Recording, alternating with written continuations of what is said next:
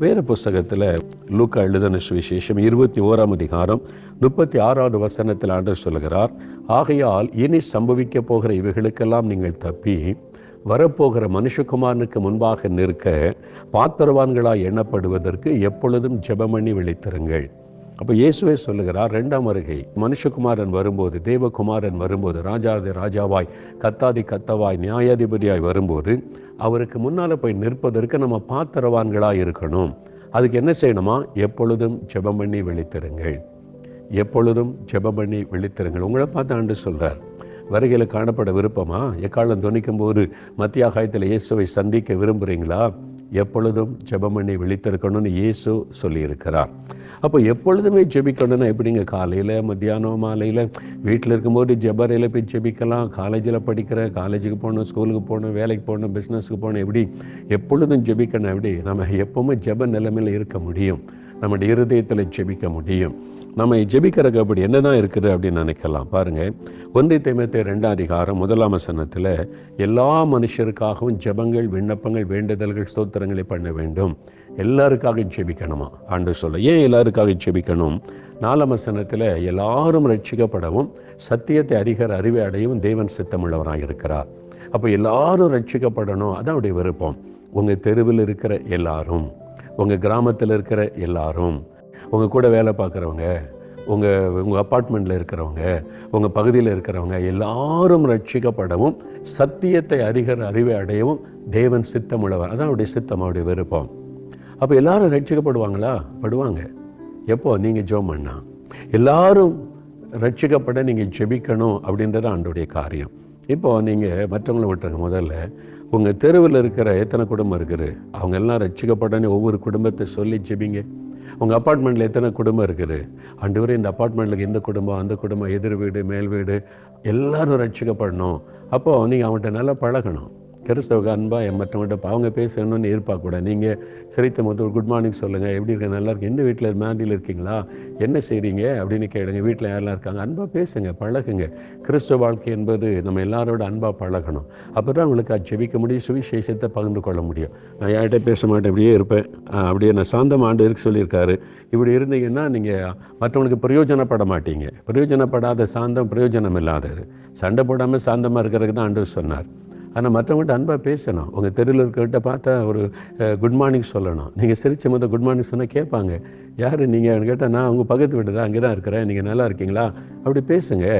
அது மாதிரி அப்போ நம்ம சுற்றி இருக்கிற மக்களை பற்றி நமக்கு தெரியணும். அப்போ அவங்களுக்காக நீங்கள் கருத்தாக ஜெபிக்கணும். என் கூட வேலை பார்க்குறாங்க, எங்கள் ஆஃபீஸில் இருக்கிறாங்க, நான் அவங்களுக்காக ஜெபிக்கிற ஆண்டவரே, அவங்க பரலோகத்துக்கு வரணுமே, அவங்க நரகத்துக்குள்ளே அந்த ஆத்மா போயிடக்கூடாது, நம்முடைய ரத்தம் சிந்தப்பட்டது அவங்களுக்காக ஜெபிப்பது. அவங்க தெருவில் இருக்கிறவங்க, ஏரியாவில் இருக்கிறவங்க, அவங்களுக்காக எல்லாரும் ரட்சிக்கப்படவும் சத்தியத்தை அறிகிற அறிவை அடையவும் நீ சித்தமுள்ளவர், அவங்கள ரட்சிங்கன்னு ஜெபம் பண்ணுங்க. ஏன்னா எல்லாருக்காக நீங்கள் சிலுவை சுமந்தீங்க, அவங்க சந்திக்கப்படணும், ரட்சிக்கப்படணும்னு கருத்தாக ஜெபம் பண்ணுங்க. அவங்களுக்காக ஜெபம் பண்ணுங்க. குறிப்பாக ஆண்டவர் சொல்கிறாரு, நாம் எல்லா பக்தியோடும், 2வது வசனம், நல் ஒழுக்கத்தோடும் கலகம் இல்லாமல் அமைதலுள்ள ஜீவனம் பண்ணும்படி ராஜாக்களுக்காகவும் அதிகாரமுள்ள யாவருக்காகவும் அப்படியே ஜெபம் பண்ணுங்க. ஆண்டவர் தெளிவாக எழுதி கொடுத்துருக்கிறார். நம்ம இப்போ அரசாங்கத்துக்கு ஜெபித்தோம், தேர்தல் டைமில் ஜெபித்தோம், நல்ல அரசாங்கம் அமைந்து விட்டார். இதை பாதுகாக்க வேண்டியது நம்ம பொறுப்பு. இப்போது அந்த அரசாங்கம் நல்ல முதலமைச்சர், அமைச்சர்கள், எம்எல்ஏக்கள் எல்லாம் செயல்படுறாங்க. நம்ம ஜெபிக்க தவறிவிட்டால் அது பாதிப்பில் முடிந்து விடும். என்னால் எதிராளியாகிய பிசாசானவன் எவனை விழுங்கலாமோ என்று வகை தேடி சுற்றி திரிகிறான். அப்போ ஒரு தேசத்தில் நல் ஒழுக்கத்தை கெடுக்கணும், சமாதானத்தை கெடுக்கணும், இந்த தேசத்தில் இருக்கிற கலகத்தை உண்டாக்கணும், இவங்களை அமைதியாக நிம்மதியாக வாழ விடக்கூடாதுன்னு சாத்தான் நினைத்தால் ஆளுகிறவர்கள், அதிகாரத்தில் உள்ளவர்களைத்தான் பயன்படுத்துவான் என்று ஆண்டவர் தெளிவாக சொல்லுகிறார்.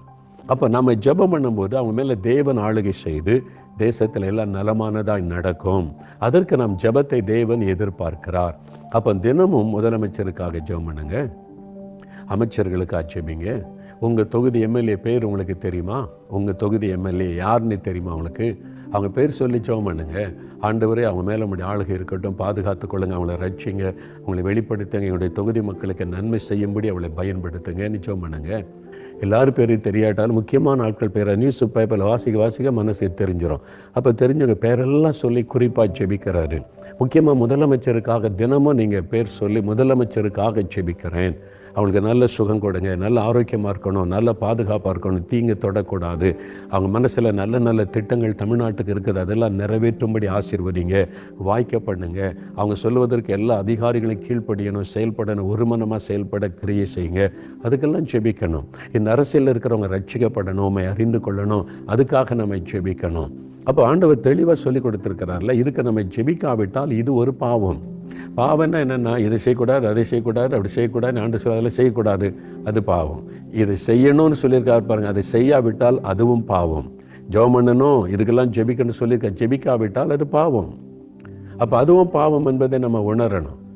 அது செய்யக்கூடாது, இது செய்யக்கூடாது, ஆண்டவர் இப்படி சொல்லியிருக்கிறான்னு சொல்கிறோம். இதை செய்யணும், அதை செய்யணும்னு சொல்லியிருக்கிறார்ல, அதை செய்யாவிட்டாலும் அது பாவம் என்பதை உணர்ந்து நம்ம ஜெபத்தில் தீவிரம் காட்டணும். குறிப்பாக எஃபெக்டிவாக தினந்தோறும் கருத்தான ஜெபம் செய்யணும் எல்லா மக்கள். அப்புறம் ஆளுகிறவர்கள். எபேசியர் 6:18 சகல பரிசுத்தவான்களுக்காகவும் செய்ய வேண்டுதலோடு விழித்து கொண்டிருங்கள். ரட்சிக்கப்பட்ட எல்லாருமே பரிசுத்தவான்கள் தான், அதில் சந்தேகம் இல்லை. ஆனால் குறிப்பாக இங்கே சொல்வதற்கு காரணம் விசுவாசிகளுக்கு சொல்லப்படுகிறாரு, ஊழியர்கள், தேவ ஊழியத்தை செய்கிறவங்களுக்காக ஜெபிங்க. பவுலே சொல்கிறார், எங்களுக்காக வேண்டிக் கொள்ளுங்கள். அப்போ உங்கள் பாஸ்டருக்காக, உங்களுடைய போதகர், உங்கள் பிஷப், உங்களை ஆராதனை நடத்துகிறவங்களுடைய மேய்ப்பருக்காக நீங்கள் ஜெபிக்கிறீங்களா? அவங்களுடைய ஆவிக்குரிய வல்லமை, பலன், அபிஷேகம் பெருக அவங்க ஜெப வீரராக இருக்க, வசனத்தை அதிகாரத்தோடு பிரசங்கிக்க, சபைக்கு அவங்க மூலமாக எழுப்புதல் உண்டாக தினமும் ஜெபிக்கணும். அவங்களுடைய பாதுகாப்பு, அவங்களுடைய குடும்பம், அவங்களுடைய சுகம், அதுக்காக ஜெபிக்கணும். அப்போ பரிசுத்தவான்களுக்காக ஜெபிக்கணும்னு சொல்லப்பட்டிருக்கல, அதுக்காக நம்ம கருத்தாக ஜெபிக்கணும். மிஷனரிமார்கள் இருக்கிறாங்க நம்ம நாட்டில் பாருங்கள், தீர்க்க யார் யாரை கர்த்தர் பயன்படுத்துகிறத பார்க்குறீங்களோ அவங்களுக்காக எல்லாம் ஜெபம் பண்ணுங்க. கர்த்தர் யாரை பயன்படுத்துகிறாரோ அவங்களை சாத்தான் டார்கெட் பண்ணுவான். சாத்தானால் பயன்படுத்துகிற ஊழியரும் இருக்கிறாங்க. பைபிள் வச்சுருப்பாங்க, நீண்ட அங்கெல்லாம் போட்டிருப்பாங்க, சிலுவெல்லாம் போட்டிருப்பாங்க, அது மாதிரி அல்லது வெள்ளை ட்ரெஸ்ஸு தான் போட்டிருப்பாங்க, தன்னை பிஷப்னு சொல்லிக் கொள்வாங்க, ஊழியக்காரன் சொல்லுவாங்க. ஆனால் அவங்களுடைய பிரசங்கத்தெல்லாம் கேட்டீங்கன்னா விதர்ப்பமாக இருக்கும், வசனத்துக்கு புறம்பானதை பேசி கொண்டு இருப்பாங்க. அவங்க கள்ள போதகர்கள், கள்ள ஊழியர்கள், கள்ள தீர்க்கதரிசிகள், கள்ள வேலையாட்கள். அந்த காலத்தில் இருந்தவங்க பைபிள் இருக்குது, இப்போ அதிகமாக இருப்பாங்க. அப்போது அவங்களுடைய கிரியைகள் முடக்கப்பட ஜெபிக்கணும். அவங்களுக்கு விரோதமாக அவங்களுடைய கிரியைகள் இயேசுவின் நாமத்தில் செயலை சாத்தான் பயன்படுத்துவான். அவங்கள அந்தி கிறிஸ்து பயன்படுத்துவானோ, அவங்க இயேசு பேரை தான் சொல்லுவாங்க. கள்ள உபதேசத்தை கொண்டு வரவங்களும் இருக்காங்க. மார்மன்ஸ், ஜெகா விட்னஸ் என்னி மாம்சத்தில் இயேசுவை மறுதலிக்கிற கள்ள உபதேசக்காரர்கள் இருக்கிறாங்க. அப்போ இதெல்லாம் இந்த கடைசி காலத்தில் நிறைய இருப்பாங்க. இயேசுவின் பெயரை சொல்லிக்கொண்டே வியாபாரம் பண்ணி பிழைப்பு நடத்துகிறவங்க, வயிறு தான் அவங்களுக்கு கடவுள். பவுல் சொல்லார் பாருங்க, அந்த காலத்தில் இருந்திருக்கிறாங்க. இவங்க சபையை பாழாக்குறவங்க, ஒரு சபையில் இருக்க மாட்டாங்க, ஒழுங்காக ஆராதனை நடத்த மாட்டாங்க, ஆத்தமார்த்தம் செய்ய மாட்டாங்க, என் மக்களை ஏமாற்றி பணம் பறிக்கிறது தான் அவருடைய நோக்கமாக இருக்கும். அடையாளம் கண்டு கொண்டு அவர்களால் சபை பாதிக்கப்படாதபடி, ஊழியம் பாதிக்கப்படாதபடி அந்த பொல்லாதவுடைய கிரியைகள் இயேசுவின் நாமத்தில் முடக்கப்படணும். இந்த தவறான மனிதர்கள், ஊழியர்களுடைய காரியங்கள் இயேசுவின் நாமத்தில் முடக்கப்படணும். இது சபையை பாதிக்கக்கூடாது என்று கூட நம்ம ஜெபிக்கணும். யோசித்து பாருங்கள், எவ்வளோ பெரிய பொறுப்பு இருக்கிறது, ஜெபிக்க முடியாது, எவ்வளோ காரியம் இருக்கிறது. மிஷனரிமார்கள் வட இந்தியாவில் உயிரை பணையம் வைத்து ஊழியம் செய்கிறாங்க. தமிழ்நாட்டில் இன்றைக்கி ஊழியம் செய்ய பயப்படுறாங்க நிறைய பேர். அப்போ வட இந்தியாவில் யோசித்து பாருங்கள், எவ்வளோ மிஷனர்கள் தன் உயிரை பணைய வச்சு ஊழியம் செய்கிறாங்க. அவங்களுக்காக தினமும் ஜெபம் பண்ணுங்க. அப்போ இந்த மாதிரி நம்ம ஜெபிக்க வேண்டிய காரியம் இவ்வளவு இருக்கிறது. இதை நம்ம செய்கிறோமா? இதை செய்யாவிட்டால் அது ஒரு பாவம். பாவம் செய்கிற ஆள் ஆண்டவர் எப்படி ஆசீர்வதிக்க முடியும்? யோசித்து பாருங்கள். நீ பாவம் செய்கிற, ஏன்னா நீ ஜெபிக்கிறது இல்லை. நான் இதுக்கெல்லாம் ஜெபிக்கணும் எழுதி கொடுத்துருக்கிறேன், அதெல்லாம் நீ கவனம் செலுத்துறது இல்லை, சுயநலமாகவே இருக்கிற நீ. அப்போது இனி ஒரு பாவி அப்படின்னு ஆண்டவர் சுட்டி காண்பித்தா நான் இப்படி ஒன்று ஆசீர்வதிக்கிட்டு கேட்பார்ல. நான் சொன்னதை நீ செய்யலைல்ல, நான் சொன்னேன் இதுக்கெல்லாம் ஜெபம் பண்ணேன், நீ அதில் கவனம் செலுத்த மாட்டேங்கிற. அப்புறம் எனக்கு படிப்பு வேணும், ஞானம் வேணும், மார்க் வேணும், நான் யூனிவர்சிட்டி வரணும், வேலை வேணும், அப்படிலாம் கேட்டால் நான் இப்படி ஒன்று ஆசீர்வதிக்கிறதுன்னு கர்த்தர் திருப்பி கேட்பார்ல. யோசிங்க, ஏன் ஆசீர்வாதம் இல்லை? ஏன் நம்ம ஜெபத்துக்கு பதில் வர மாட்டேங்குது? ஏன் ஒரு பூரண ஆசீர்வாதம் நம்முடைய வாழ்க்கையில் இல்லை? எங்கோ தவறுகிறோம். நீங்கள் ஜெபிக்க வேண்டிய காரியத்தில் தவறி கொண்டு இருக்கலாம். யோசித்து இதுக்கு ஜெபிக்க உங்களை அர்ப்பணித்துக் கொள்ளுங்கள், சரியா?